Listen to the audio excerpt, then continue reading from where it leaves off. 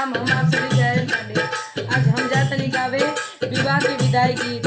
एक लड़की के घर छोड़ के कितना दुख बा, आज हम आपके गाने के माध्यम से बताइए। चुटकी भर से नूर लगवते बाबा, बेटी होई जाई है पराई हो। चुटकी भर से नूर लगवते बाबा, बेटी होई जाई है पराई हो। तुझ जानी आँखी के पुतरी आए बाबा, भगवती गोरावा धराई हो। तुझ जानी आँखी के पुतरी आए बाबा, भगवती गोरावा धराई हो। सिमरा के गुनावा न जाननी ये बाबा, करता हमारा के दूर हो। सिमरा के गुनावा न जाननी ये बाबा, करता हमारा के दूर हो। कवन गलतियाँ कई दिहनी ये बाबा, कहला तू बड़ा मजबूर हो।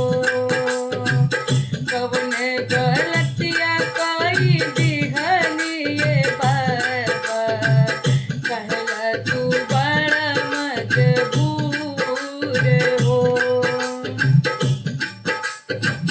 हथवा धरावाला तू हथवा में हमरे, दिहला तू पापा भर माई हो। हथवा धरावाला तू हथवा में हमरे, दिहला तू पापा भर माई हो। तेज जानी आँखी के पुतरी आए बाबा, भगवती गोरावा धराई हो। तेज जानी आँखी के पुतरी आए बाबा, भगवती गोरावा धराई हो।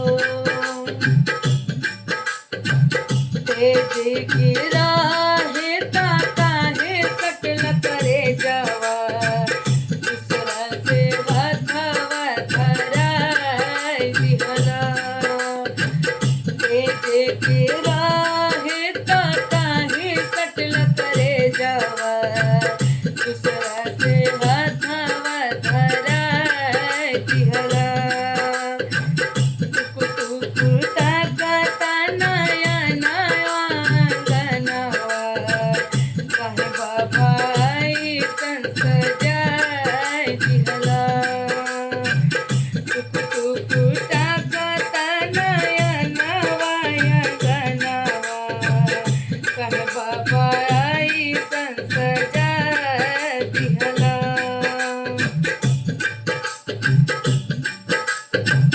पत्थरे के काइला करे जावा हो कैसन, नित्य धर्म बतोहर हो।